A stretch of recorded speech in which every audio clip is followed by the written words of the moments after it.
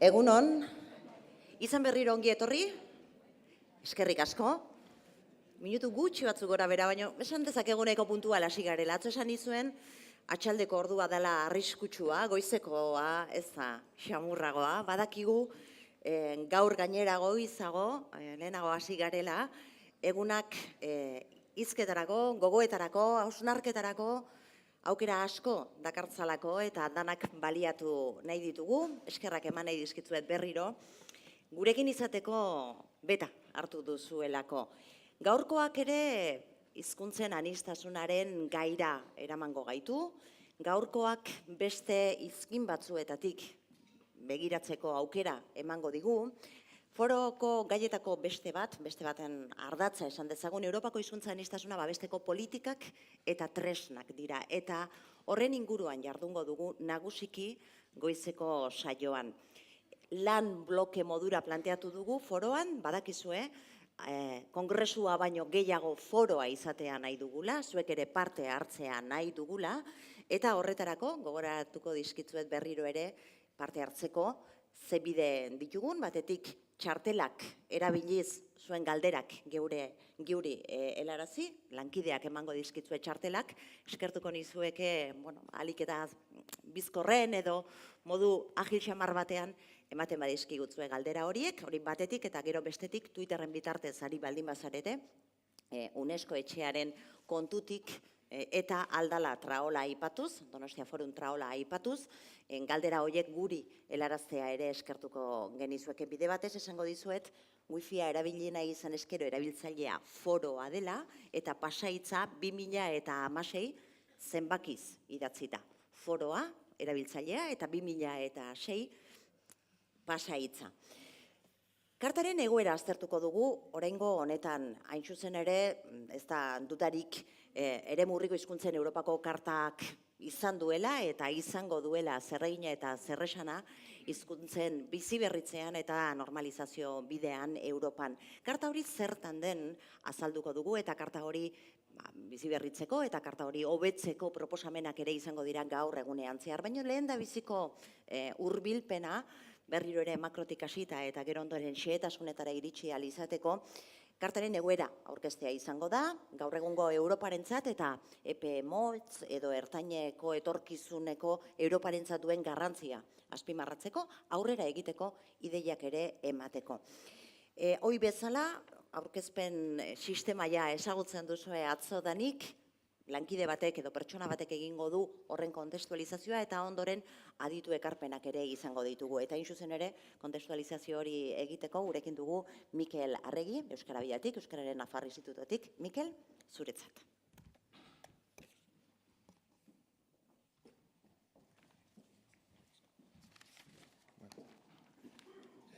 Egunon eta ongi etorriak gaurko lehenengo saiora.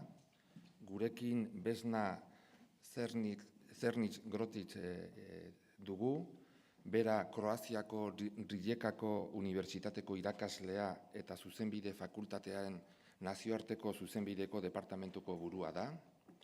Giza eskubideen nazioarteko zuzenbideari buruzko eskolak ematen ditu eta gai honi buruz hainbat artikulu argitaratu ditu eta proiektu zientifiko ugari egin ditu. Gaur hemen dago dituen arduren artean hauxe ere duelako. 1988an Euroitunaren adituen batzordeko kide izendatu zuten eta 2013 urtetik aurrera presidentea da, batzorde horren presidentea da. Gaur aurkeztuko digun gaia ardura horrekin estuki lotua dago. Gaia hauxe da, eskualdetako edo eremu urriko hizkuntzen Europako karta eta Europako hizkuntza politika. Euroituna nazioarteko hitzarmena da, Europako Kontseiluaren ministro batzordeak 1992an konbentzio gisa onetsi zuen eta 11 estatu kidek Espainia barne urte bereko azaroan sinatu zuten. Espainiak 2001an berretsi zuen Euroituna. Besna Zernitz Grotitz irakasleak bere aurkezpenean Eurogutunaren balioari buruz, bere indarguneaz, bere auleziaz hitz egingo digu. Beraz, nahi duzunean, has zaitezke zure aurkezpena egiten.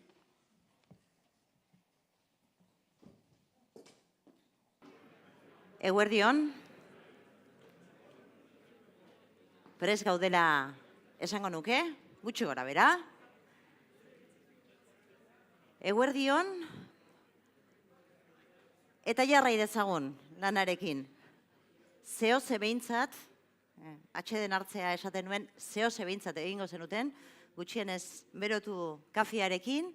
Ordu bat aterdiak arteko txanda da, oraintxe abiatuko duguna. Ordu bat aterdietan, etena egingo dugu, bazkari legea egiteko, atzokoaren bide beretik baldin badator lanean jarraitzeko ere izango dela esango nuke, aprobetxa dezagun denbora.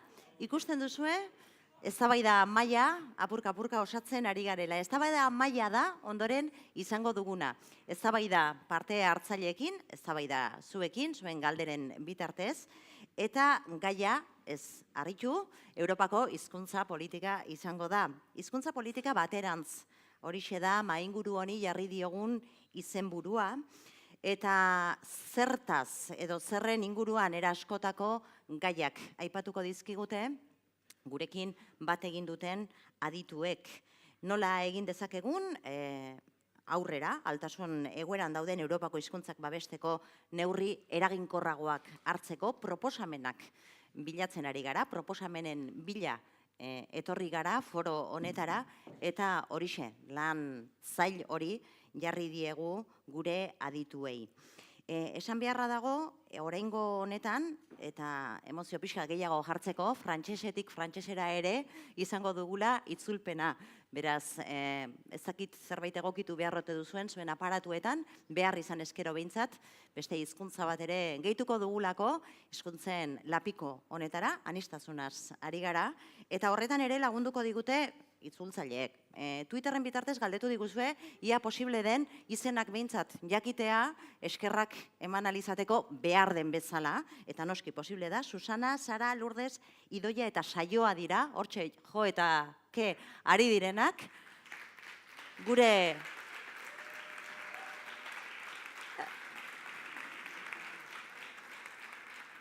geure lana dexente ikeragarri errazten. Horixe, beraz, tarte honetan izango duguna, eta eztabaidan gidatuko duena Euskal Herriko Unibertsitatetik datorkigun Xabier Arzoz izango da, beraz, Xabier zurea da plaza.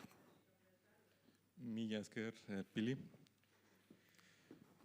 Eguerdion guztioi, minutu pare batean azalduko dizkizuet mainguru honen helburu eta dinamika, eta bere hizlariak aurkeztuko dizkizuet. Aurreko mainguraren ardatza eskualdetako edo gutxiengo hizkuntzei buruzko Europako Kontseiluko karta izan bada, oraingoaren abiapuntua Europar Batasuneko politika izango da. Alegia, ea eta nola Europar Batasunak laguntzen duen hizkuntza aniztasuna babesten eta sustatzen.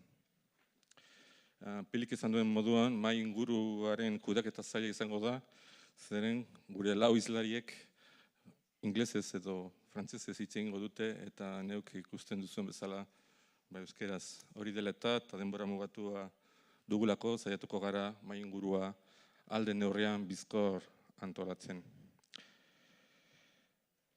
Gure lau hizlariak herrialde, esperientzia eta ezagutzako esparru ezberdinetatik datoz, kurrikulumak luzeak dituzte, eta 5 minutu bana beharko nuke bakoitzari justizia egiteko. Hala ere mugatuko naiz datu batzuk ematera bakoitzaren ibilpidea kokatzen laguntzeko. Eta hasiko naiz nire ezkerrean dagoen hizlariarekin, Nils Torvalds, Finlandiatik dator, eta jatorriz kazetaria da, Finlandiako suediar gutxiengo ordezkatzen duen eta Svenska Folkpartiet izena duen alderdiaren kidea da, Europako Parlamentura hautatua, liberal eta demokraten aliantza taldean sartuta dugu. Eta bestalde, Intergroup for Traditional Minorities, National Communities and Languages, deritzonaren presidentetako bat da.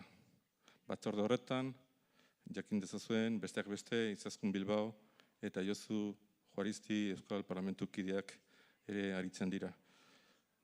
Talde hori, edo batzorde hori, nagusi ez diren hizkuntzez arduratzen den Europako erakunde edo topagune bakarra litzateke.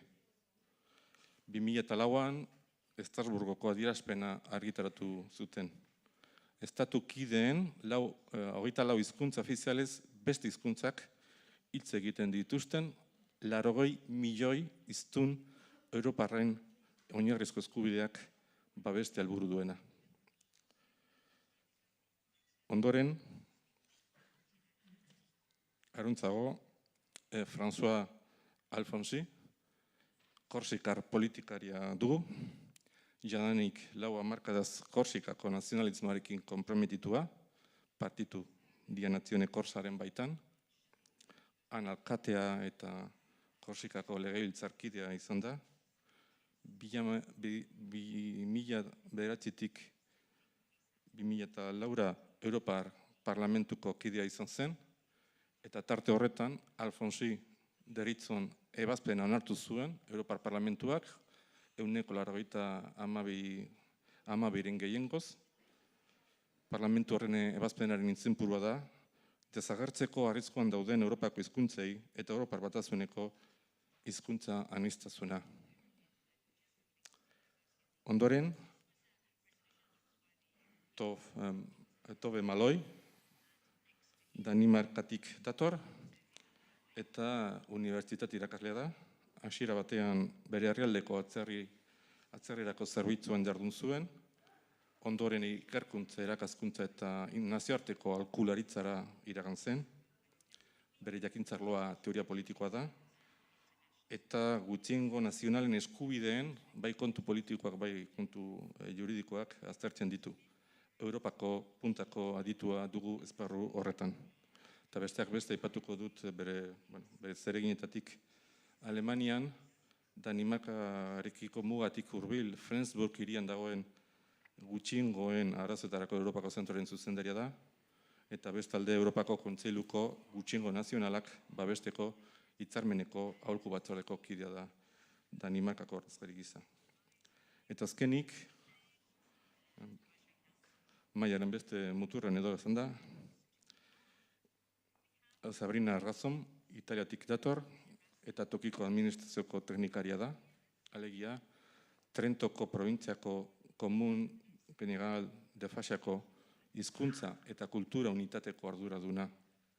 Dialektologiari eta hizkuntza variazioari buruzko doktore lana egin zuen, batez ere bere haraneko ladienarari kasu egiten dio, bai unibertsitate ikerkuntzaren bitartez, bai bere administrazio erantzukizunetatik. 2016ko maiatzean, aurten beraz, hizkuntza aniztasuna sustatzeko sareko presidente ordoa aukeratu zuten. Beraz, 4 hizlari hauek aurkeztuta, joango gara lehenengo galderaekin, lehenengo 2 galderak pizkat orokorrak dira, hizlariek hasierako diagnostikoa edo bere hasierako iritzia eman dezaten, eta berdina da guztiontzat.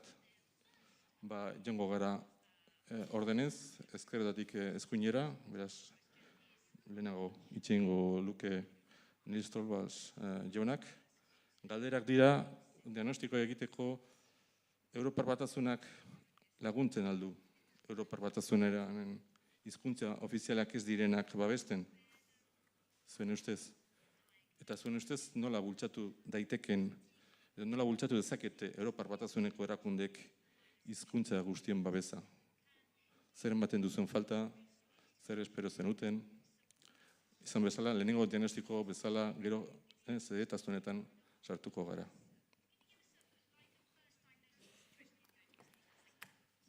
Well, the first diagnosis, if I would be a doctor, I would probably say that EU is sick in some ways. I probably would like to start with painting a fairly gloomy picture. And the reason for painting a gloomy picture is that when we have seen all the glooms, then we probably can come back to what we should do. EU has a strange way of always coming into the scene with slightly under the false flag. we always are trying to sell EU like the big peace project, which is actually in a way true, but that's not the background history of the European Union. The European Union, well, actually was created when France was going into a deep, or France steel industry was going into a deep crisis.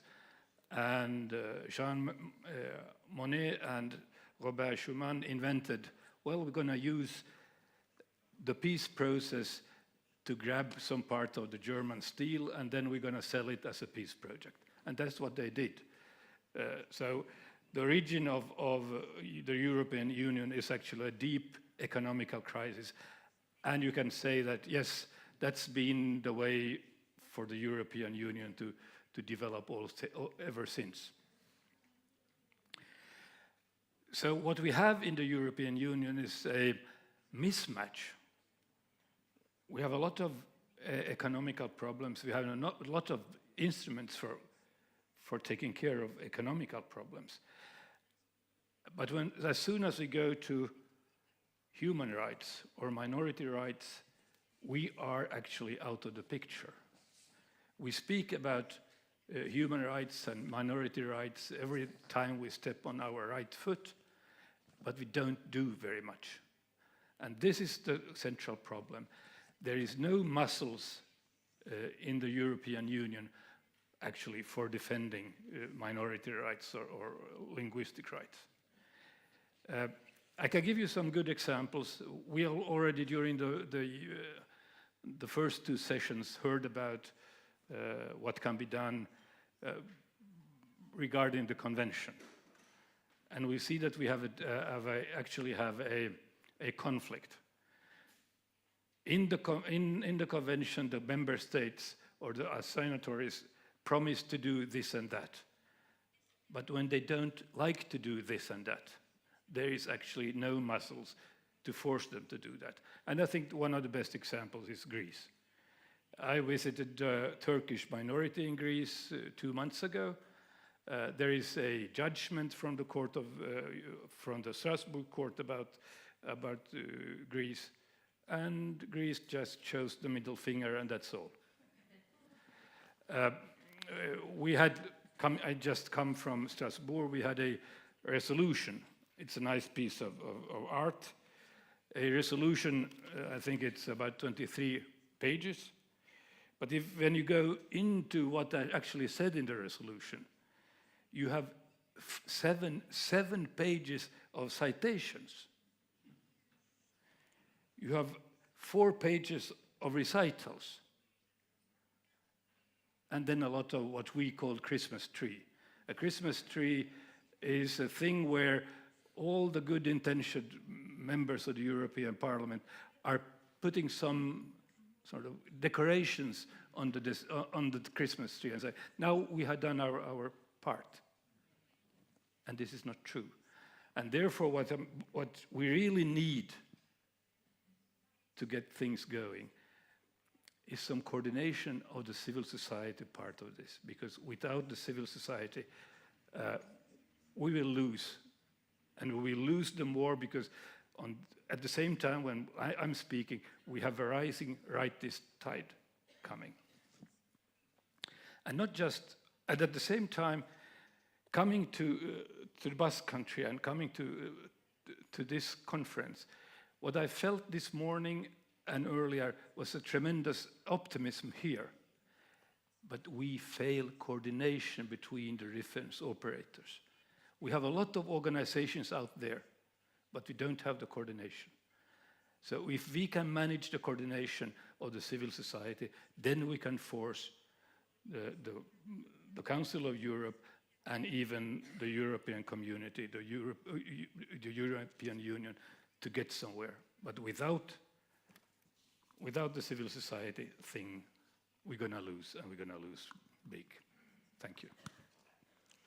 Esker, Niels, Alfonso Jauna. Oui, je partage évidemment la constatation de Niels Torvald. La situation n'est pas bonne. L'Europe met la diversité linguistique au fronton, c'est-à-dire unis dans la diversité, c'est sa devise. Et puis, disons-le nettement, s'il n'y a pas de diversité linguistique en Europe, l'Europe disparaît. Mais il y a des citoyens qui, face à la diversité linguistique, sont plus égaux que les autres. Ceux dont la langue natale ou maternelle est une langue d'État ont évidemment une situation bien plus favorable que ceux dont la langue maternelle est une langue non reconnue au niveau des États. Et cette inégalité, elle n'est pas combattue. Nous avons en Europe une jurisprudence de la Commission qui consiste à dire les questions culturelles ne sont pas de la compétence. Donc, comme elles ne sont pas de la compétence, on ne s'en occupe pas. Mais pourtant, je pense que cet argument est fondamentalement faux et il est même totalement scandaleux en réalité. Parce que la diversité linguistique européenne vit parce que la langue corse existe. Si demain la langue corse disparaît, c'est le patrimoine européen qui disparaît. On parlait corse en Corse bien avant que la Corse soit française. Donc la langue corse est un patrimoine européen. Si elle disparaît, c'est le patrimoine européen qui est diminué. Donc c'est l'Europe qui est responsable, parce que dans les traités, et la Commission est responsable des traités, gardienne des traités, il est dit que les citoyens européens ont droit à la diversité linguistique et culturelle. Et ce droit, qui est dans la Charte des droits fondamentaux, rien n'est fait pour le faire respecter quand il s'agit de la langue corse. Et c'est même scandaleux, c'est très cynique, parce que pourquoi la langue corse est en difficulté? À cause de l'État français.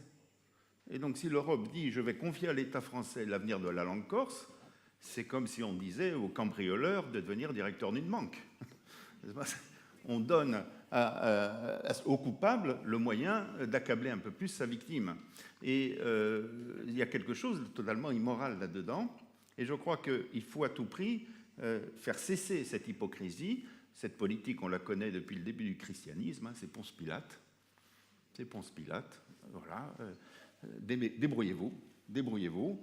Et ce cynisme est quelque chose de totalement insupportable. Alors, on a réussi une fois, avec l'intergroupe, quand j'étais au Parlement européen, à lever ce couvercle en disant, regardez, c'est des patrimoines européens. Donc l'Europe est habilitée et a motif à agir pour garantir la diversité culturelle.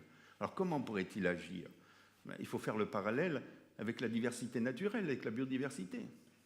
L'Europe est capable de produire des directives qui sont contraignantes. La directive oiseaux, la directive Natura 2000 sont des directives qui font que si les États ne respectent pas le contenu de ces directives, ils sont sanctionnés. L'Europe est capable de mettre des politiques financières, le programme LIFE, des programmes, et même, on va plus loin, puisque ces thèmes, comme la biodiversité, sont transversaux. Ils sont dans la politique agricole commune, ils sont dans les politiques de développement régional. Il y a donc toute une série d'arsenals qui est donné à l'idée de la biodiversité et qui est refusé à la diversité linguistique. Et ça, c'est un problème politique, parce qu'à un moment, il faut bien faire un peu de politique pour avancer. Et ce problème politique, bon, nous l'avons avec les députés de plusieurs groupes mis en cause quand on a imposé la venue du rapport que j'ai présenté au Parlement européen. C'est un long chemin de présenter un rapport. Ce n'est pas si simple, parce qu'en commission de la culture, on ne fait que 2 rapports par an. Et puis, vous savez comme moi, le mur de l'indifférence est terrible. Les gens disent, mais il y a toujours plus important que les langues régionales, quoi. Il y a toujours plus important. Il faut parler de l'Internet, il faut parler des droits d'auteur, il faut parler, voilà, en commission culture, il y a toujours des sujets plus importants. Et faire arriver notre sujet, c'était un long travail de lobbying qu'on a mené grâce à l'intergroupe, auquel Niels participe désormais. Mais je crois qu'il faut continuer et il faut être plus insistant et plus combatif. Il faut réunir la commission et lui dire, bon, il y a 3 ans, un rapport a été voté, qu'est-ce que vous avez fait? Et ils auront du mal à dire grand-chose, parce que je crois qu'ils n'ont rien fait. Et que la commission Barroso ou la commission Juncker n'ont pas plus d'empressement pour aller dans notre sens que l'une que l'autre. Donc voilà, un peu le diagnostic. L'Europe manque à ses responsabilités, manque à ses devoirs vis-à-vis des langues régionales, vis-à-vis de la diversité linguistique. Nous devons nous battre pour qu'elle s'implique et pour qu'on arrive à avoir au niveau des politiques européennes, pas simplement des grandes déclarations, mais des actes et des actes concrets. Mila esker, Alfonso jauna. Tobe, zure hitza. Thank you very much, Mr. Chairman. And I want to start by, to some extent, of course, agree with the two gentlemen that there is a problem within the EU with regard to national minority protection and the protection of rights of minorities. And this we know, even though we have in Article 2, we have now a reference to respect of minority rights. It remains to be seen how that can play out actually in the future policy making and treaty making in the EU. We have the Fundamental Rights Charter, Article 22, which actually allows for, I think, a foundation for perhaps adopting a language policy. But again, we know with the EU that a policy is a policy without directives. There is no strong sort of tool behind it. So in that sense, the EU bashing can go on forever. I disagree slightly with the resolution from the European Parliament that just came out this week. I think it's better than it used to be, and I think for the first time this year, the LIBE committee actually addressed the issue of national minorities. And I think that's somewhat of a progress. And I think there's a beginning understanding in the EU and in Europe in general that with the current crisis of influx of migrants and refugees and the rise of hate speech against these groups, it also spills over into the more traditional groups, national and linguistic minorities. What I want to say is that there's a world beyond the EU, and there are millions of members of minorities outside the EU who don't even have close to what we might say we have in the EU in terms of protection of human rights. And in that respect, we do have a strong instrument. We do have an instrument which most of the European Union member states actually have signed up to and ratified, and that's the Framework Convention for the Protection of National Minorities, where I happen to sit on the committee, and therefore I'm going to also promote this one a little bit today because we've actually not discussed it at all during this conference. And it basically works and functions the way the Language Charter does with a committee of experts and country visits and so forth. It's a legally binding instrument. The difference is it's a human rights instrument. That means it protects the speakers, not the languages. In addition to protecting all the areas of language learning that the Charter does, it also has a number of other provisions in terms of access to justice, in terms of institution building, in terms of political participation. But it covers all the areas that the Language Charter does. And it is, again, I say this, it's a human rights instrument that protects the individual. On top of that, it has something which the Charter doesn't have. In Article 3, it provides for membership of a minority being based on self-declaration. It means nobody except the individual person can decide whether they want or don't want to be a member of a minority. So you have the situation that many of the countries in the EU have signed up to that. 39 countries have signed up to this. And it's being implemented the way the Language Charter is with periodical reports and visits to the countries. And we actually sit again face-to-face with NGOs, authorities, governments, ombudspersons, and so forth, and we discuss these things in detail. And I want to say here, the protocol that we are now adopting and launching tomorrow is a huge help. It basically covers many of the questions that we ask when we go visiting in these countries. And it's very practical. Our list is just longer because our list covers more than just language policy. So I would like to say that Outside Spain, this is an instrument which is quite well known and which has achieved quite some status also with governments.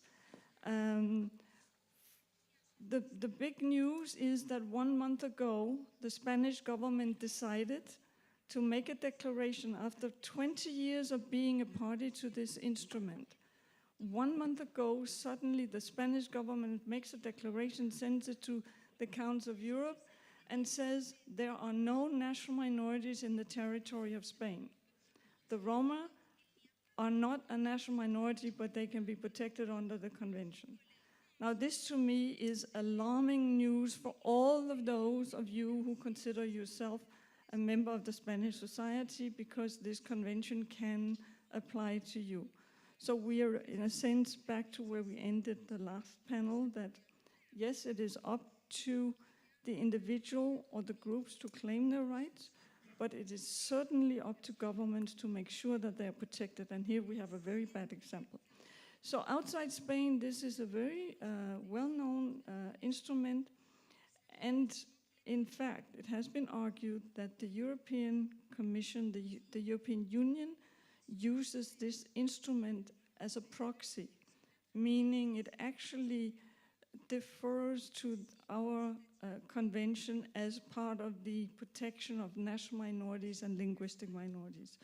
So there is some room for wriggling around there, and I think the European Union, of course, should be made aware of this again and again and again, and I think it happens in committees and so forth, also in the Parliament and with the Commission. I think I'll stop here and then I'll continue later on. Thank you. Mi esker, Sabrina. So, first of all, thank you very much for having me here. And in two roles, I would say, as vice chair of the MPLD, but on the other hand, also as part of a minority language community, such as Ladin. It's a very small community, but these two roles are somehow linked, because the MPLD, this network, European network, gives the possibility to all minority communities to gather and to share their problems and what they have to face, to be recognized at a European level. And so I would start from this point. Europe should have more respect of languages in general. Because if we only think about the fact that also the 24 languages recognized by Europe in general as official are not respected, because if we enter the European community, there is so this stereotype that we say, okay, I can speak German, French, English, and it's all, it's okay. And there are other languages. We have to take into account the recent situation of Irish is an example, an eloquent example that if Europe doesn't recognize the value of languages at all, minor and majority languages, we can't want Europe to recognize our small minority languages. And so we need to work together in order to make this language diversity accepted. I would say we have to push, to encourage the European community to elaborate, to propose a EU language policy that could fit for languages, because if we go to Brussels, if we are in Brussels or everywhere where there are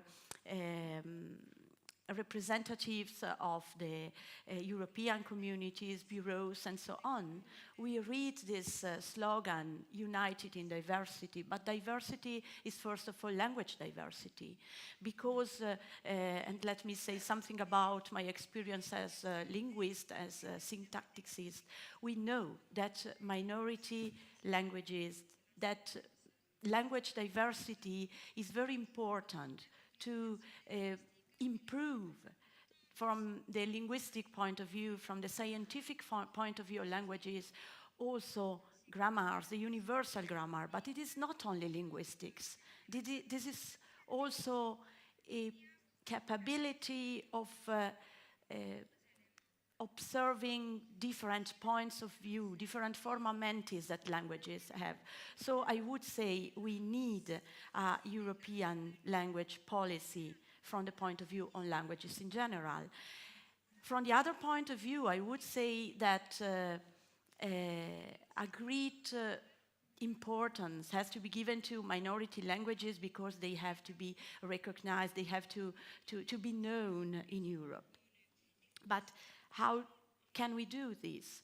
First of all, I notice, I keep on thinking about this fact that in the most part of universities in different states, we don't have the possibility to learn all, I mean at least the languages recognized by Europe.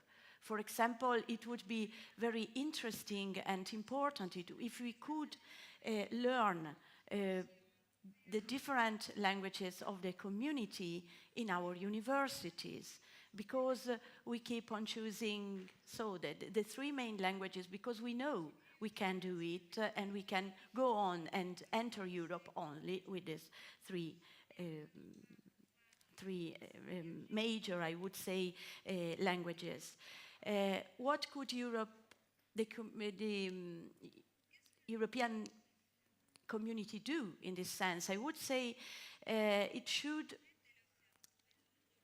give minority languages the possibility to gather, as it is for the NPLD, for example, or for these organization, associations.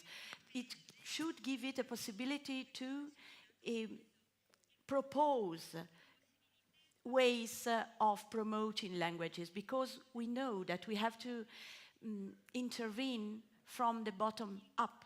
What minority languages need is known because we, who speak the minority languages, know what we need. And so we need this possibility to have this confrontation with the European levels in order to protect our languages and in order to be protagonists. So this European language policy should come from people, from communities who speak, and from these networks who give minority the possibility to gather and to do lobby in the European community. And I will stop here. Mila esker, Sabrina. Beraz, lehenengo diagnostiko gisa, aipatu duzuen egoera nahiko kaskarra omen da. Europa gaiztorik dago, ez dago neurririk. Batek esan du borondate politikoa faltatzen dela, koordinazio falta ere leporatu zaie, honetan diharduten taldei, talde politikoei edo mugimenduei.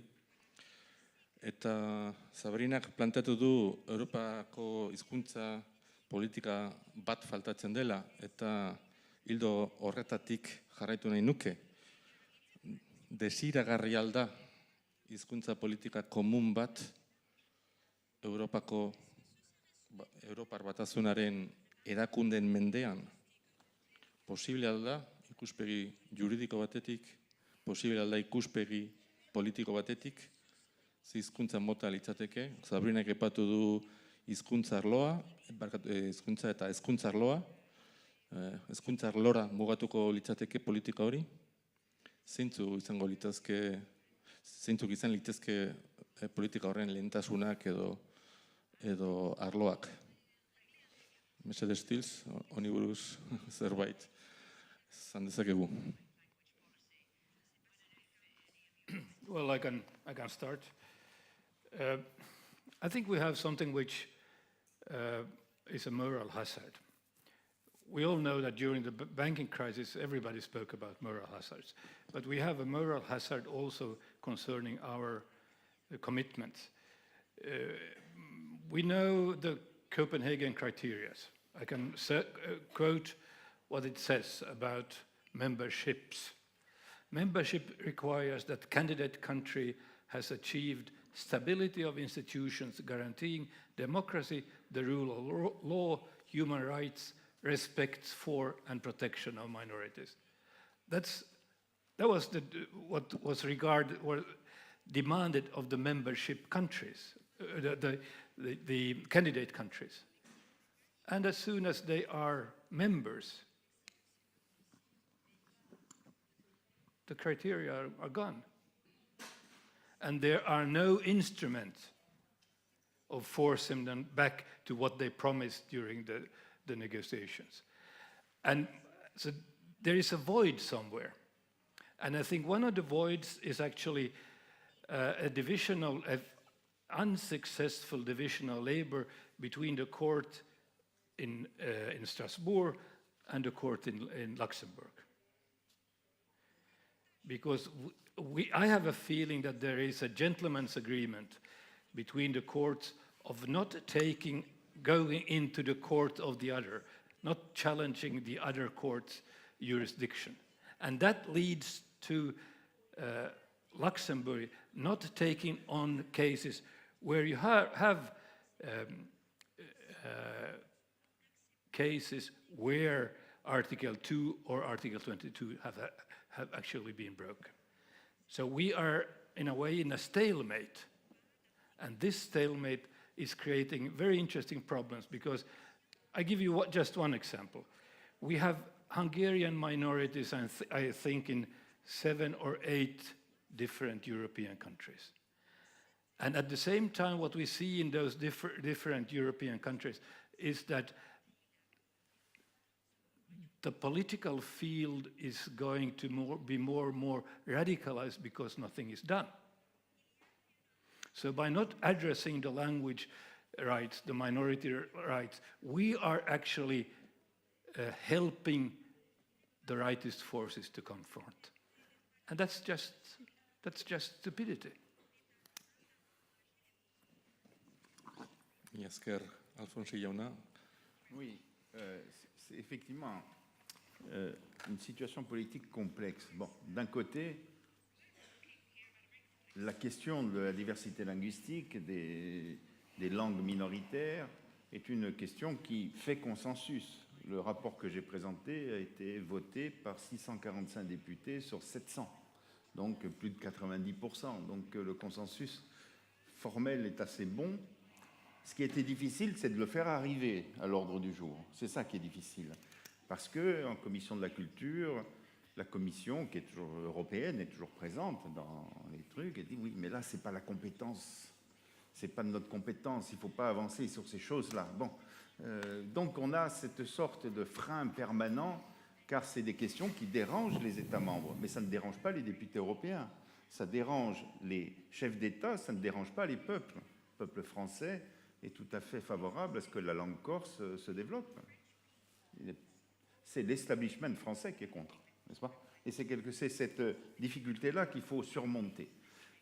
Pour la surmonter, je crois qu'il faut déjà dire haut et fort que la Commission, l'Union européenne, les traités européens ont un devoir, une obligation de résultat vis-à-vis des minorités linguistiques.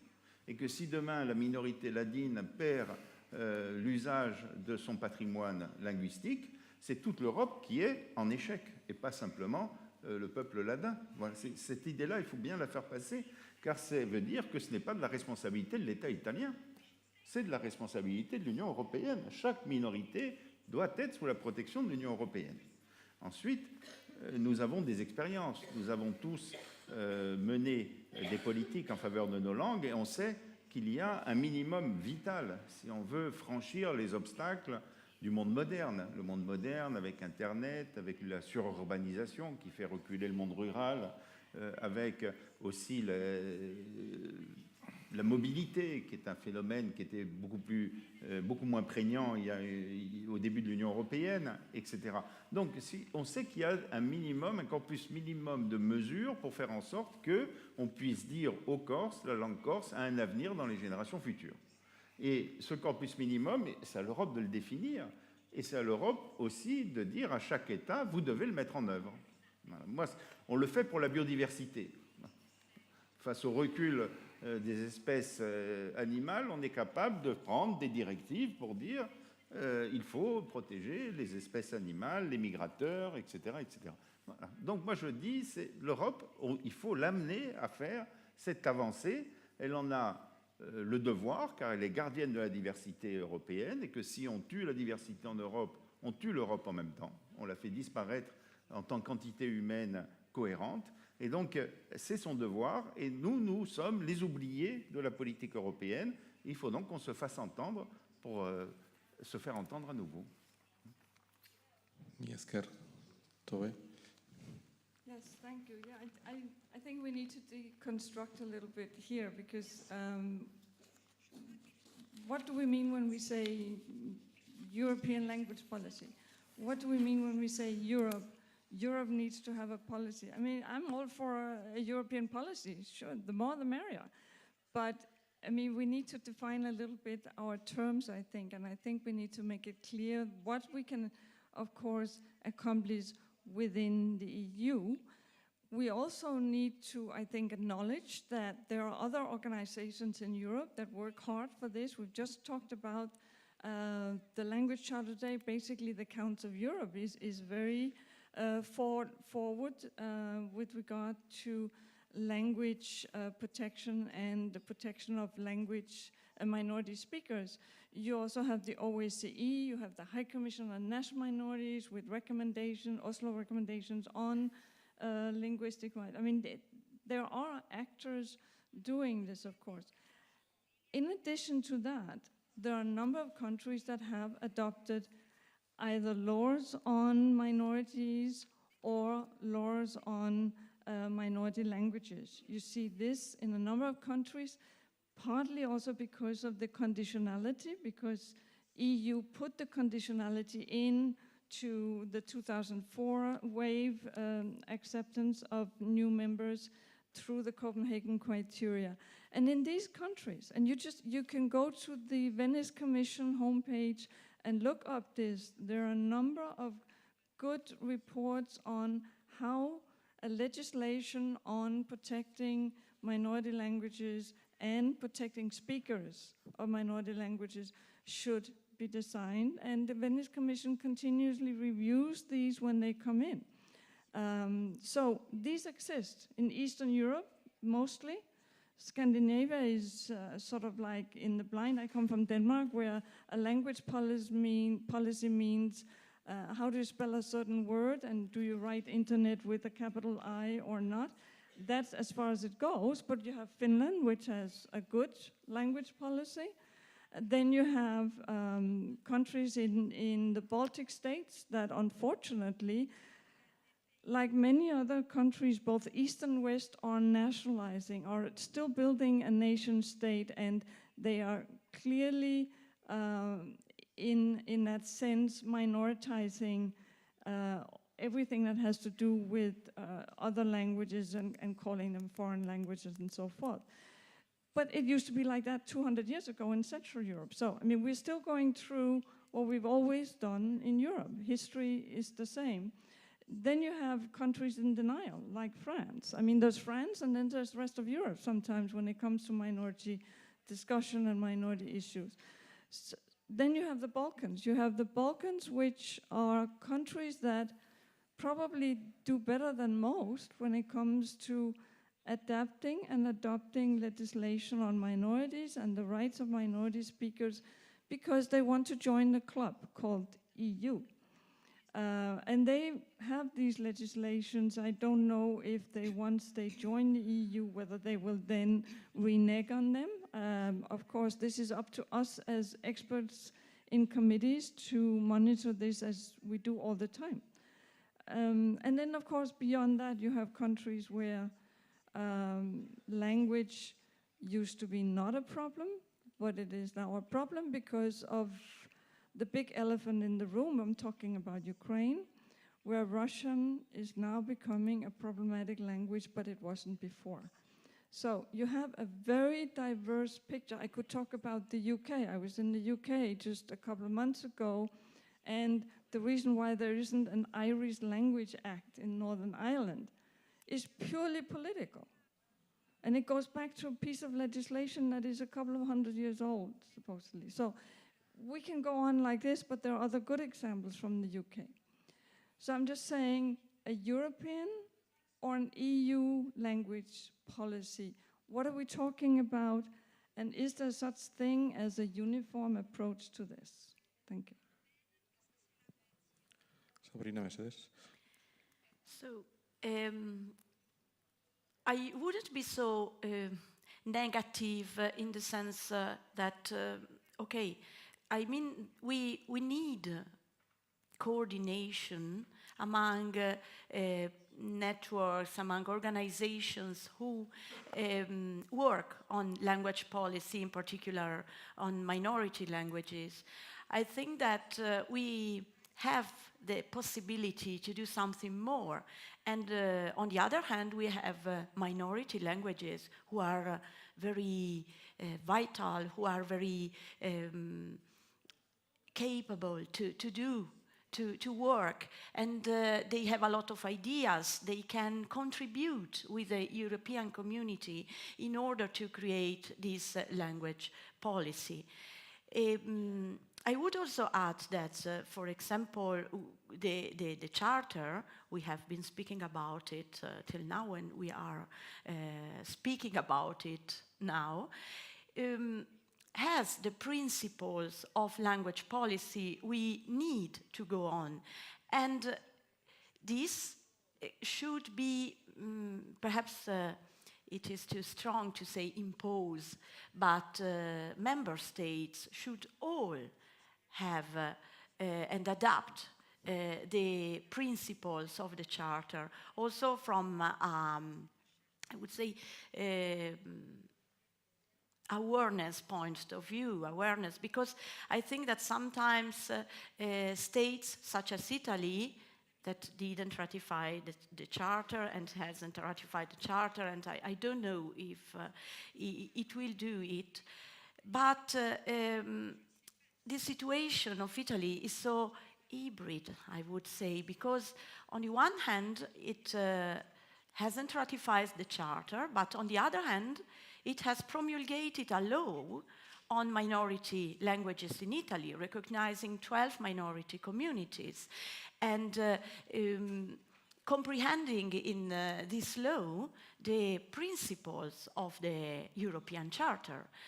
It makes no sense somehow, because it keeps on avoiding ratifying the Charter, but I think there is a reason, because in this case, we, Italians, not we, Italy thinks that it is an Italian affair, not a European affair, and when it wants to stop, when it has no financial funding more, and it is the case in this moment, it can stop and it can say, okay, let's stop.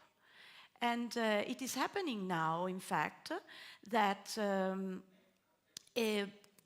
Italy is so, according to this principle of subsidiarity, with, in particular with autonomous regions such as Trentino, South Tyrol it demands it to provinces, and we Ladins and the other minorities on the territory of the province of Trento have in fact a very modern and strong language policy law coming from the province, and so we are safeguarded. We are a small community, but we are really safeguarded, much more than more large communities in Europe. But in this case, the state says it's the province affair, it's not mine. On the other way around, there are other small communities. I said to you, Italy recognized 12 communities, minority language communities. In this case, they are not part of an autonomous region or province. They are poor regions, and so they are only safeguarded by the national law. But in this case, the national law doesn't do anything, even if it is there. And so I think that in the case of Italy, the Charter and Europe could do very much, because in this case, they should, Europe, should push the state to ratify the Charter. It makes no sense that it has this law and it doesn't give financial fundings and means to develop this policy. So I would say that somehow this principle of subsidiarity should be studied better, because in any case, in the case of an autonomous province such as Trento is, which is also rich from the financial point of view, and in the case of other provinces and regions, the state says, it's not my affair. It keeps on insisting on not organizing an Italian language policy which bases on European principles and has also the contents of the European Charter, because they are only written in the statute law, but in any case, it doesn't make sense. So, from the point of view of Europe, and I close, I experienced in the NPLD the possibility to share these problems about education, for example, or about economy in minority languages and so on, from an European point of view. And as I said before, we have to be positive and to learn from minority language communities who have got a lot to teach to Europe. So I would say, let's start from the bottom and go up. So. Mila esker. Alfonso jaunak esandakoaren gainean iruzkin bat buruatzen zait. L'Europe n'existe pas. Ez dago Europarik. Ez da existitzen. Europar batasunak estatukideen jabetza partekatua da. Zuzenbidearen arabera kondominium bat da. Orduan, Europar batasuna eta estatuak ezin dira bereizi, ezin dira banatu. Bata bestearen gandik gauza bat eta bera dira. Orduan, zaila da Europar batasunei eskatzea estatu gainean eragina burutzea edo eragina egitea, zeren azken batean beraiek dira Europar batasuna. Baina, bueno, jarretuko dut mahai ingurarekin. Eta helduko diot, lehenagoko mahai inguruan Fernando Ramayok plantatu duen, eta Alfonso jaunak esandakoan ere implizitua zegoen arazo bati. Hizkuntza aniztasunaren Europako babesaren egoera oso bitxia da, oso paradoxikoa da. Batetik, Europan badaukagu tresna interesgarri bat hizkuntza aniztasuna babesteko, alegia Europako hizkuntza karta, munduko mailan, munduko ikuspegitik begiratuta, segurazki paregabea, urritasunak ere dituena, ez da loteslea, estatuek nahi izan ezkero izenpentzen baitute, eta betearazpenari begira ere arazoak egoten dira. Ez da betearazpen modua ez da eraginkorra. Eta bestalde Europan badaukagu, beste gauza bitzi bat, zuzenbide eraginkor eta lotesle bat, alegia Europar batasuneko zuzenbidea, berriro munduko perspektibatik paregabea baita. Baina Europar Batasuna, ez dakigu zergatik, ez da arduratzen hizkuntza aniztasunaz. Hizkuntza aniztasunaren babesa ez du serio hartzen. Naiz eta benetako integrazio politikoaren ezinbesteko osagai izan. Beraz, nire hurrengo galdera zera litzateke, nola batu, nola aldotu bi munduak, Europar Batasuna, Europako Kontseilua. Zuen ustez, eskualdetako eta gutxiengoen hizkuntzi buruzko Europako Kontseiluko karta nolabait lotu daiteke Europar Batasuneko helburuekin, eskumenekin edo zuzenbidearekin. Hau da, nolabait karta ekar daiteke Europar Batasuneko esparrura. Eta Europako karta aipatu dut, baina bai gutxiengo nazionalen konbentzio ere tartean zar daiteke nahi baduzu. Nils. Well, thank you. Well, first, a few words about decision-making inside the European Union. In the Council, you have rules, and there is a rule about the blocking minority. And if you count the countries who have not ratified the regional and minority language charter, then you actually have a blocking minority, and if you add Poland to those, then you have a blocking minority in the Council, meaning nothing will come out of the Council. In the Commission, we have a more political Commission today than probably ever before, and you know what most politicians do. They measure from which side the wind is blowing. So I can promise you the Commission won't move.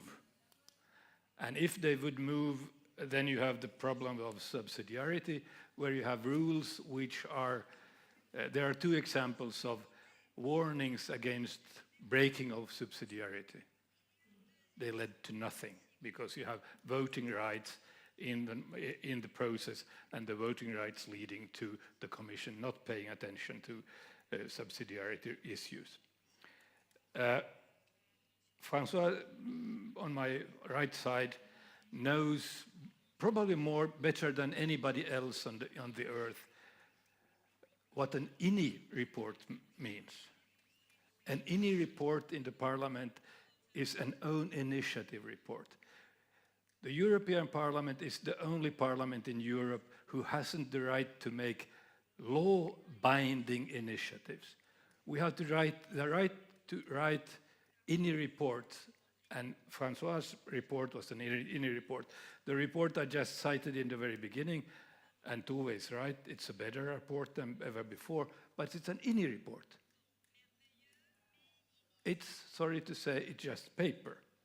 And therefore, I need to come back to what I said in the very beginning. We need to get the civil society going in one direction. We need more coherence in the civil society.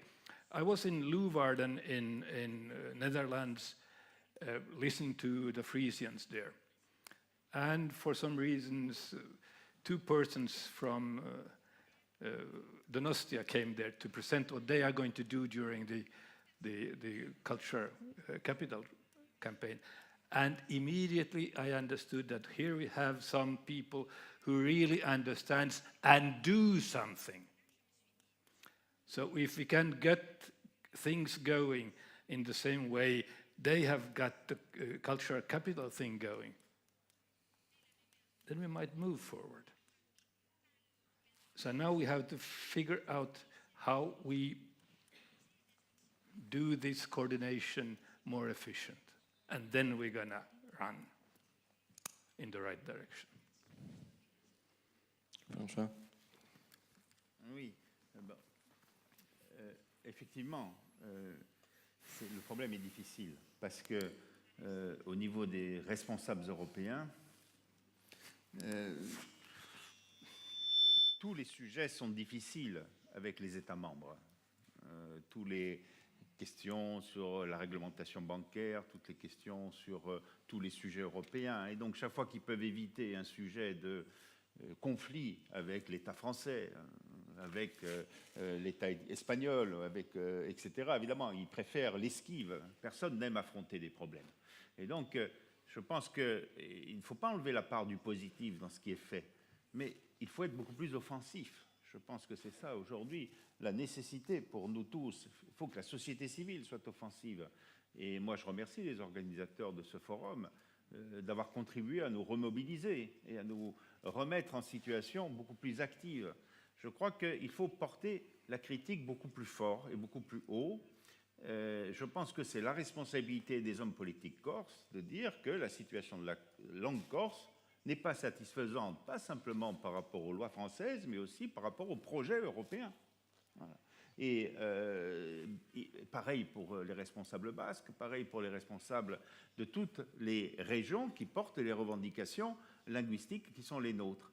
Je pense qu'il faut être beaucoup plus offensif. Voilà ce que j'ai voulu dire. Et il faut l'être en disant les vérités. Aujourd'hui, l'Europe, sur la question de la diversité linguistique, c'est Ponce Pilate. Elle laisse faire les États les plus destructeurs jusqu'à aller à la disparition d'un certain nombre de langues et de cultures qui seront perdues pour l'Europe.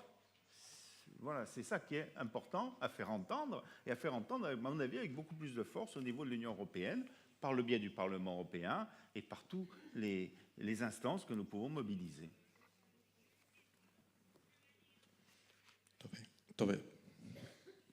Yes, thank you. Yeah, I fully agree with Nils that the council situation is obviously locked. I mean, this is the political decision-making body, and unfortunately, they have to follow the treaty law. I'm not an expert on EU law, but I don't know if it wouldn't be possible to make an EU language policy the way we have an EU cultural policy, according to the charter, which is now legally binding. But again, it would be within the EU institutions, and it would have minimal reach, and we know how those policies are sort of implemented, and where do they take the money from first when they need to move money over to other more pertinent institutions.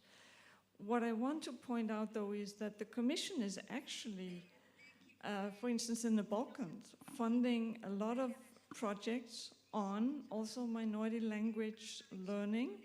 We have an office in Kosovo, and I was just there a couple of weeks ago, and we have a couple of new grants from the European Commission which actually aim at teaching all the languages of the minorities in such a way that they can socioeconomically be raised to a level where they can actually find a job. At the moment, the unemployment rate is so high because only the dominant group, the Albanian-speaking group, is able to access jobs because that's the dominant group. Oftentimes it's a question of not even having translations of diploma into Albanian so that a person can go and apply for a job, even though they're not part of the majority. They may be Serbian speaking, they may be Roma, they may be Egyptian Ascali. So it is possible for the European Commission to put a lot of money aside to those kind of projects. So I don't think it's the case that the European Commission is blind to this. And I don't think they're dumb. I mean, I just think it's a question of how can it be phrased and formulated so that it can be bought by all interested actors within the European institutions. Thank you. Sabrina. I am not an expert in legal and excuse me, in legal and juridic affairs, and so I don't want to enter this point of view because I have colleagues who are very keen and have just given their point of view. But in any case, I really appreciate what we are now repeating, that civil society has to go in one direction and has to understand the principles and the values of going on with minority languages. And I would also say that if we want that Europe in general goes in the same direction about the issue of minority languages, we should, as minority communities, keep on doing lobby and on demonstrating that we want to do something together, that we ourselves are going in the same direction. And this comes from minority communities themselves, I mean from the regions, not administrative or political regions, but also language regions, but also from provinces, regions, and member states. So we have all to go in the same direction, because if states and provinces, regions don't go in the same direction, so Europe can't go in the same in one direction. So I keep on insisting it is very important for us to start from people, from speakers and from projects coming from the bottom. So I would be, excuse me, I'm really a concrete person, and so I think that we ourselves have the duty and not only the rights to be safeguarded. Stop. Bai, uste dut hobek zerbait gaineratu nahi zuen. I didn't hear the translation, but I just wanted to make a point here. I totally applaud civil society activism and civil society bottom-up action. But I think we have to be careful not to take the onus away from putting the onus on governments. I mean, I'm a little bit worried here that we're sort of saying, well, civil society has to act. And if they don't act, tant pis. That doesn't work. I mean, we're talking about human rights. We're talking about minority rights are human rights. And we're talking about rights that even are global, because we also have cultural rights on a global scale through the ICCPR of the UN. So don't get governments to feel that they can just lean back and let civil society take care of it. I'm just flagging up here a little bit. Mila esker, ezakit beste galdera baterako denbora daukagun. Galdera labur bat zuzendu nahi nioke Tobe Maloi Andreari. Asko hitz egin dugu, asko hitz egin da foro honetan hizkuntza kartari buruz, eta zuk beste hitzarmenaren nolabait parte bat zara edo kide bat zara. Nola ikusten duzu bi hitzarmenen arteko harremana? Etorkizunean bi lege tresnak batu daitezke, hobetu daitezke bata bestearekiko harremana edo lotura, zuzenbide mailan, politiko mailan, esperto adituen txostenetan, baldaude arazoak bi monetarizazio lanetan, nola ikusten duzu?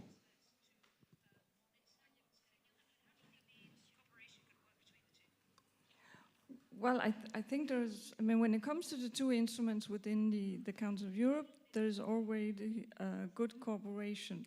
It's true that the reports that we produce are long and perhaps sometimes difficult to read for NGOs. This is why it's important that there are institutions that try to translate them into more practical instruments, and this is precisely why we're doing a protocol here this year in Donostia. But there are other instruments, of course, prepared by the High Commissioner on National Minority. They have a number of recommendations and guidelines that can be used by NGOs also, as well as by local authorities. We also tried through the two instruments in the Council of Europe to do so-called follow-up arrangements whereby we actually ask authorities and NGOs and minority representatives to come forth and discuss our latest opinion, and we will do our best to then explain why we reach certain conclusions and why how these can be understood. So I think within the Council of Europe there is a movement for more cooperation. I also think the Language Charter and the Framework Convention for the Protection of National Minorities, they complement each other. They definitely do. The Language Charter is much more detailed. It's part of the reason why it has fewer states signing up to it, whereas the Framework Convention allows for much more margin of appreciation in a sense, but also countries can harmonize existing legislation into amending it with a minority perspective, for instance. So within the Council of Europe, we work together. There is a cooperation agreement between the EU Commission and the Council of Europe. I think they meet regularly, certainly in our area, but in many areas. And of course, there's always cooperation with the OSCE. We meet on the ground, in the field. We meet at a number of events, and we exchange and use each other's tools all the time. We also implement projects together where we try to empower minority communities as well as local authorities to understand better what does it mean to be part of an instrument such as the Language Charter or the Framework Convention. We basically do trainings on the ground, teaching both legal instruments but also mediation, how to get into dialogue between minorities and majorities, setting up institutions where minorities and majorities can meet regularly and discuss their issues. This is part of what we do in my organization, but we also do it with cooperation of the Council of Europe and the OSCE. And as I said, the Commission is also willing to support those kind of projects depending on the political situation in a country. Mi esker, agian ja pasatzen dugu jendearen galdera tartera edo. Ugari ere badira, etorri dira iragarri bezala, bi bideo horietatik, txartel batzuk eta jaso ditugu, eta Twitterren bitartez, oraintxe bertan lankidea esaten ari zitzaidan, benetan elkarrizketa bizi eta jorio izaten ari garela, geroxiago arratzaldea amaitzerako emango dizkitzuegu datu batzuk, baina benetan bizia eta interesgarria izaten ari da. Era askotako galderak, testu ingurukoak batzuk, eta proposamen oso zehatzetara joaten direnak beste batzuk. Jaso dugun honetako bat, Europar Batasunak bakarrik eragin izan dezake estatu kideengan inbertsioen bitartez, diruaren bitartez. Baztertu ote ditu Europako Parlamentuak eskualdeko hizkuntza minorizatuen erreferentziak. Honen inguruko ikerketarik badago, ez dago, izan daiteke hori adierazleetako bat edo irizpideetako bat, hizkuntza minorizatuak aintzat hartzea Europako Parlamentuak inbertsioak egiten dituenean. Denontzako galdera da, ez dator bakarren batera zuzenduta.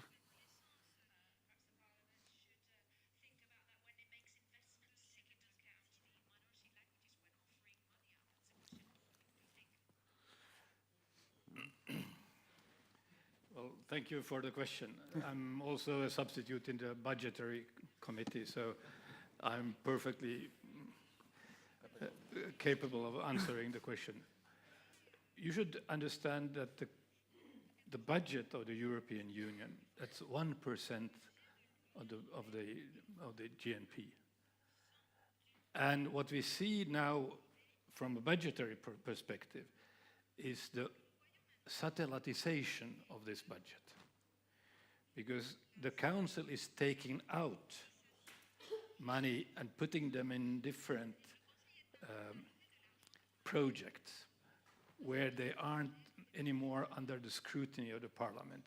And this is, from a democratic point of view, very disturbing, because one of the sort of basic principles for a parliament, you can go back to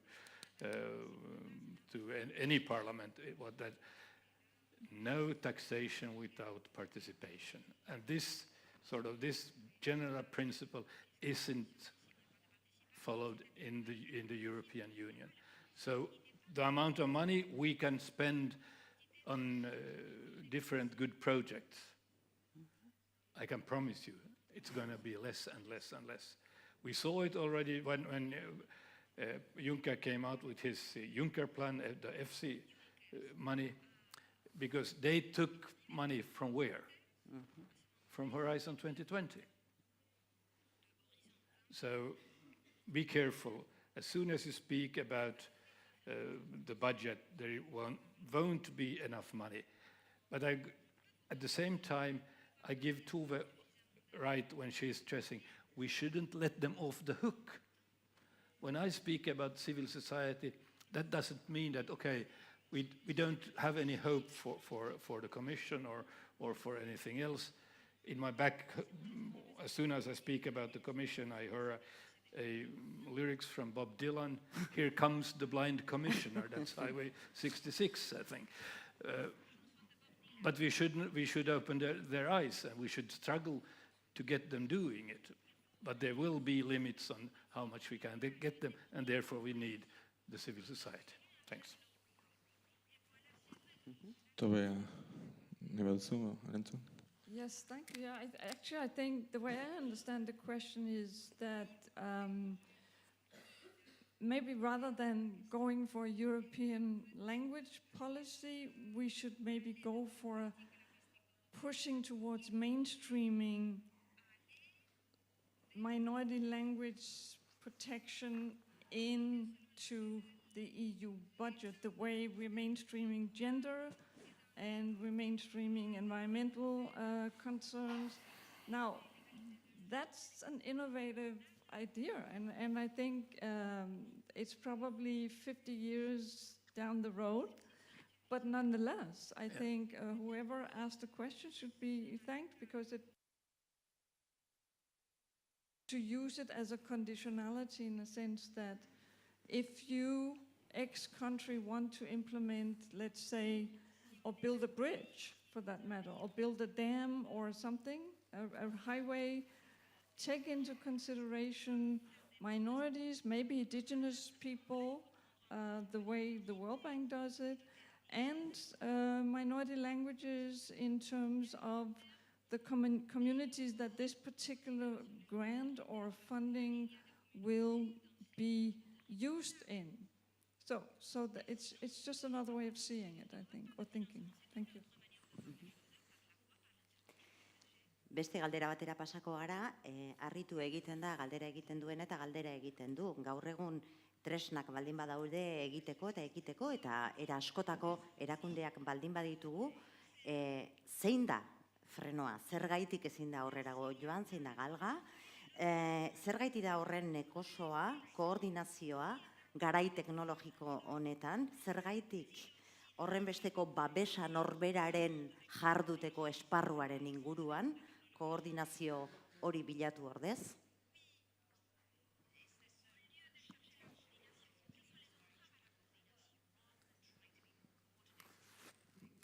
Oui. Moi, je dirais que déjà, il y a le réseau que représentent ceux qui ont intérêt, qui sont partis de cet intérêt collectif à ce que l'Europe ait une politique en faveur des langues minoritaires. Voilà. Il faut se coordonner davantage. NPLD aujourd'hui est un réseau utile, et je pense qu'il est très important qu'il puisse continuer son travail. Il faut le renforcer.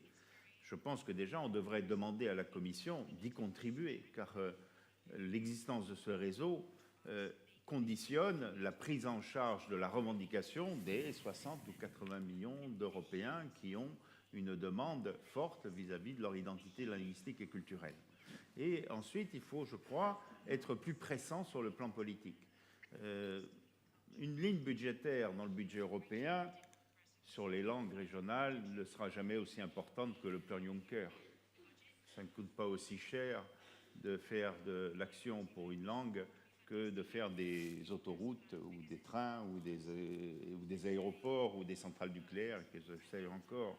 Ça ne sera jamais une très grosse somme. Mais évidemment, toutes les sommes, il faut les arracher, c'est un combat politique. On ne peut pas imaginer qu'on ait cet argent-là sans le combat politique nécessaire pour l'obtenir. Mais après, quand on l'a, c'est un levier. Si demain, la politique régionale, après 2020, dit à l'Assemblée de Corse, vous avez une langue minoritaire, il faut qu'au moins 10% du budget soit consacré à l'objectif de la diversité linguistique, ben, tout d'un coup, c'est un levier. L'État français peut dire, moi, je ne veux pas. Après, tout le monde va dire, oui, mais on perd de l'argent. Enfin, voilà. On est dans un système qui devient actif et qui devient proactif. Alors, je ne sais pas, c'est un peu rêvé. Peut-être qu'il faudra 50 ans. J'espère que non. J'espère que non, parce qu'on est un peu plus pressé que ça. Voilà. Bizkor bagoaz, iruditzen baldin bazaizue edo zerbait. Erantzun nahi duzu, Sorina? Yes. I totally agree with François Alfonsi, and I would add that in this way, networking, I mean, we can save money. We can go on proposing projects that can be shared. For example, to be concrete, in ICT, in education, there are programs sponsored by the European community that can be shared and can be used.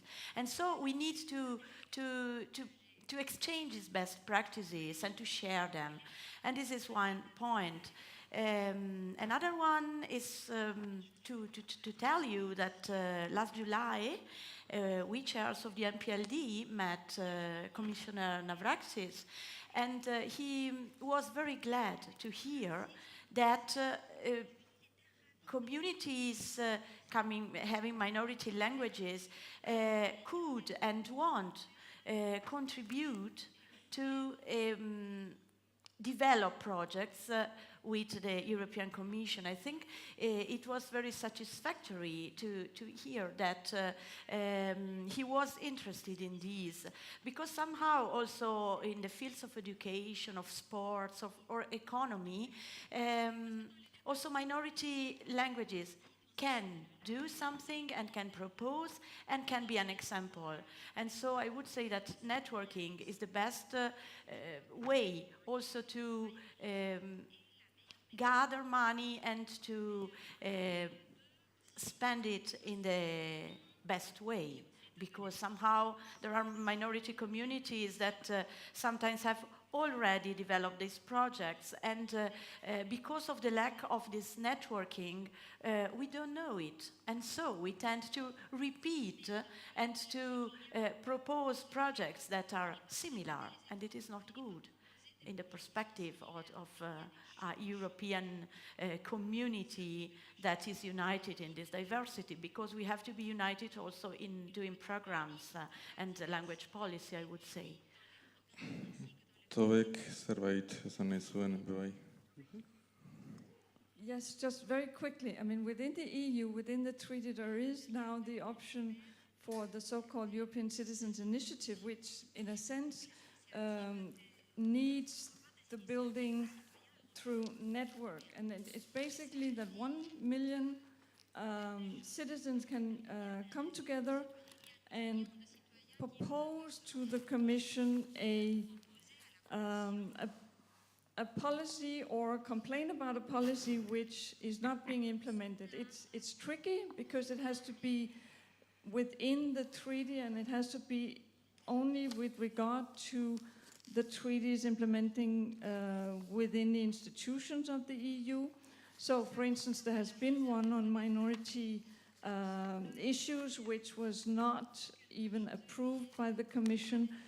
But why not through networking? And that's where networking through social media and so forth comes in.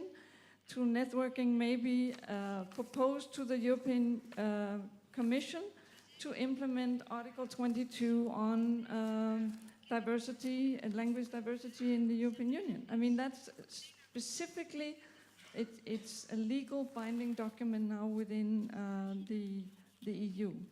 Short, thank you. Uste dut Nilsek ere zerbait gaineratu nahi zuen. Well, Tuve mentioned a very good example. We had those signatures, and the Commission, by a political decision, said this is not good. There was no ground, there was no legal ground for doing it. They did it because they didn't like the thing. And this is the problem we have. You can sort of duck the real questions by political means, even if you should take them on board. And this is the problem we're going to fight.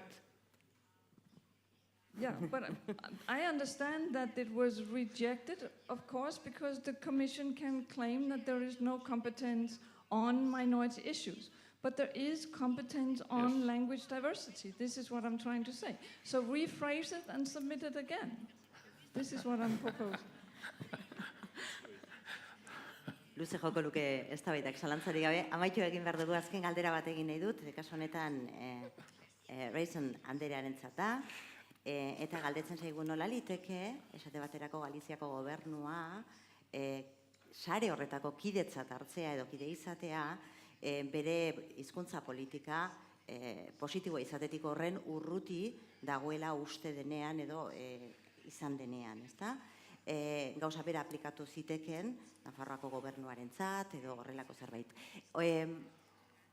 Era honetako hori horrela izanik ontzat ematen da, nola, ontzat ematen da gobernu horren politika kidetzat hartuta.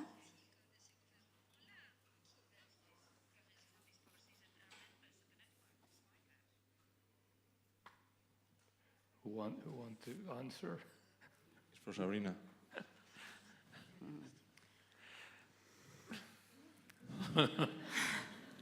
It's difficult. Can you repeat the last part, please? The last part, it came in English. How is possible to have the Galician government, whose linguistic policy towards the Galician language is far from being positive, as member of this organization? Does it legitimate the actual policies of Galician government when they are considered members of the network? Euskeraz esaten dugu erositako prezioan. Yes, I think,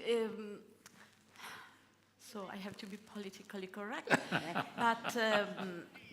Don't worry. Yes, I think that in any case, let's be positive. I would say that in this case, there is, the reason is very strong why it is part of the network, because people, speakers, I mean, can insist on this fact and want from the government to be to correct their point, I would say. I know it's difficult, but perhaps the network can help. Speakers can help the community to find a solution with the government and to correct, I repeat the point, to find a way out of this impasse. Sure, it's difficult. I can't say anything else. Politikoki zuzena ala ez zuzena foroek ematen dutena da parte hartzeko eta elkarrekin gogoeta hauek egin eta elkarri azaltzeko bidea. Zakit, bere horretan utzi beharko dugu horrek gehiagorako ere jo lezakeen arren, baino denbora agortu ere bai egin dugu. Eta besterik gabe eskerrak eman nahi dizkitzuet, eskaini diguzuen ikuspegi eta izan duzuen solasaldi interesgarriarengatik, gure aurrean eta gurekin. Eskerrik asko. Eskerra zuri bebai.